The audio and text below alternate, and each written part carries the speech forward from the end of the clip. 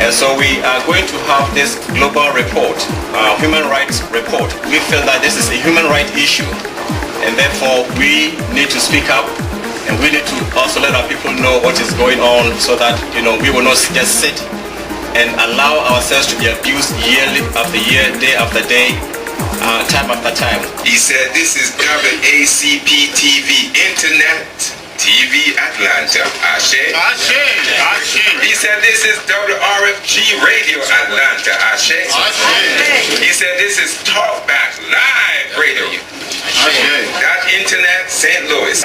This is DCTV also. Sister Josh is in the house listening on, and of course spreading the word from Washington, D.C. Yes. But Africa allying itself with China and India, that is a new day. This is what they call the African World Report. And so we have to use the best examples of our history into what you call the Great Recession. They were going back into the Dark Ages. And then they decided that they must crush Africa, recolonize Africa, and this is where we are right now. So my dear sister, the African World Report. There she is, the great queen. Well, thank you all very much, and I got a whole bunch of thank yous to say. That's Cynthia McKinney. Yes. I'll die for her right now. Well, thank you for the sentiment, but I would never ask you to die. I want you to live. Live, that's right. I had a despite the rain all day yesterday, we had a very successful coat and blanket drive. And the thing that's so important is that I invited every media outlet in the city of Atlanta to cover what we were doing. No one covered it except for our social media, and WRFG pumped it like crazy.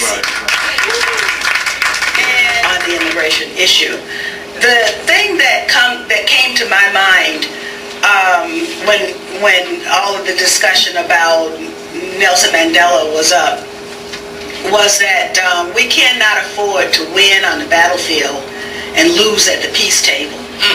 But that is basically what happened with the New South Africa. And it's really what we continue to experience. And one of the predecessors speaking talked about Clinton bombing Africa. Well, let us not forget that President Obama is bombing Africa literally as we speak, because Somalia is being bombed every day.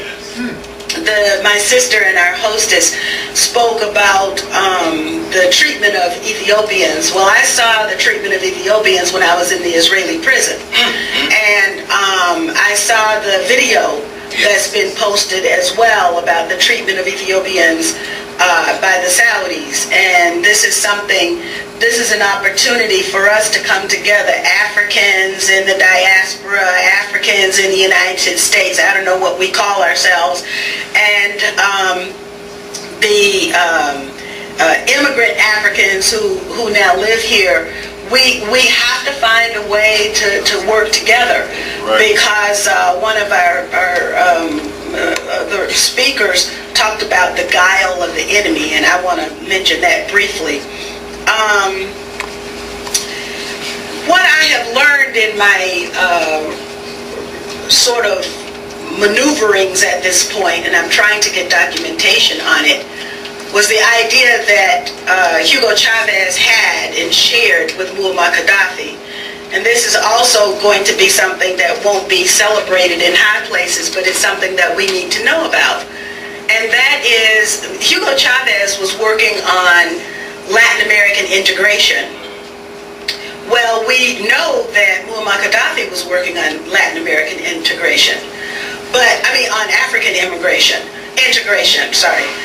But what we know very little about is that the two of them were working on African South American integration. We got a quote from John Wolfenson, the former president of the World Bank, who's talking about how he was able to maneuver in the world because in his back pocket he knew that those who were the colonizers had the majority control 80% of the world's economy. And he talks about how the global structure, the global governing structure of today was set up by the colonizers. And so no matter where he went in the world, no matter what it was that he was to do, he knew that in his back pocket, he and his people control 80% of the global economy, and they also control the global structure.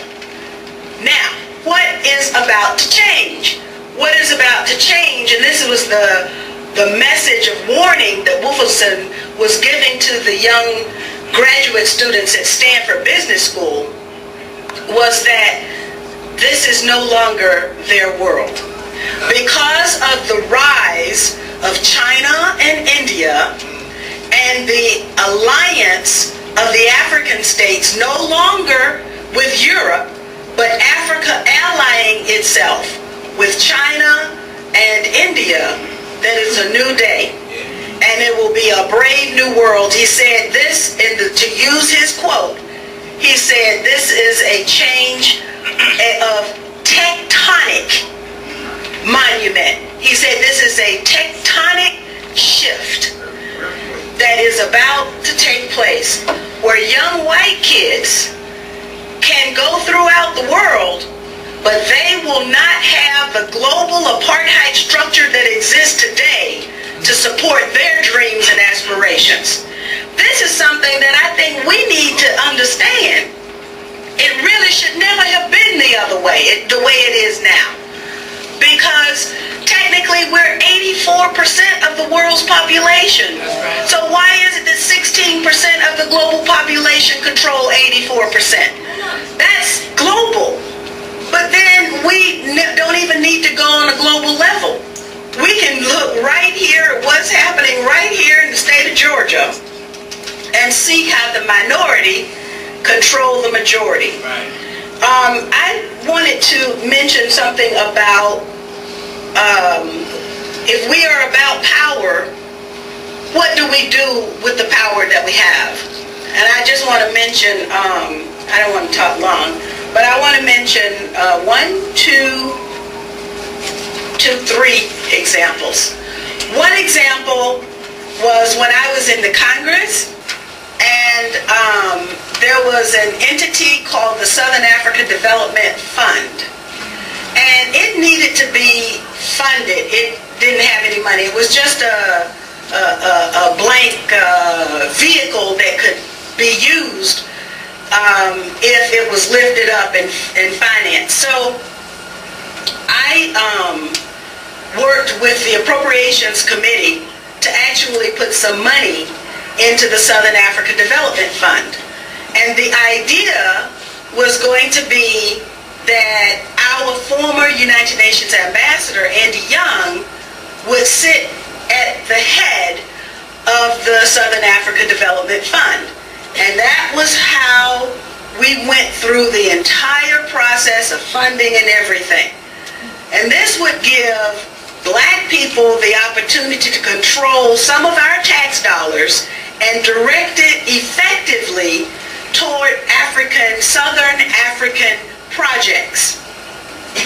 Well, we went through the process, we got the money, Southern Africa Development Fund was set up, and then I got absorbed into my redistricting fight, and I didn't look at the Southern Africa Development Fund again until after I was able to come back to it after 1996, after I had won re-election and with the redistricting battle was behind me.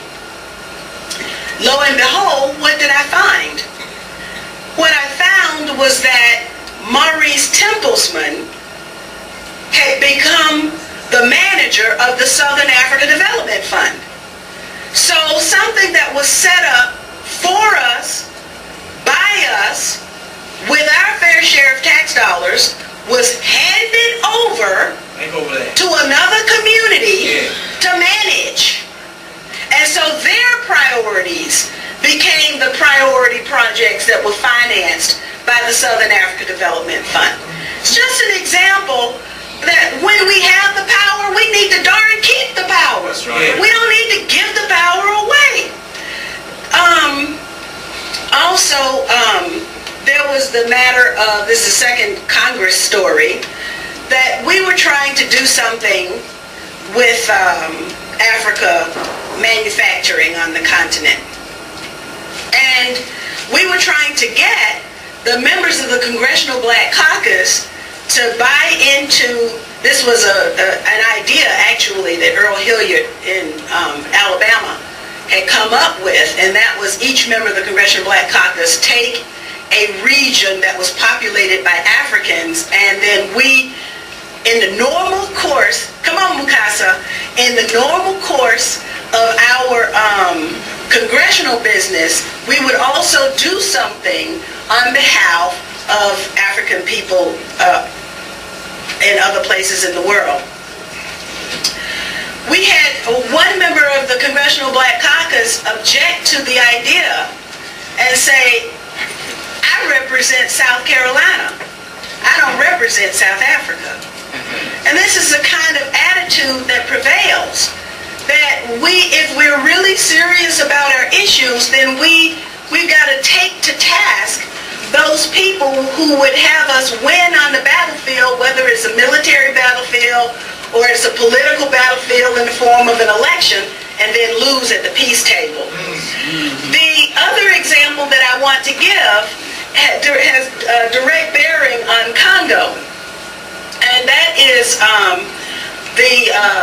President Clinton, who bombed Africa, thought that he could use my relationship with Laurent Kabila to entice Kabila to betray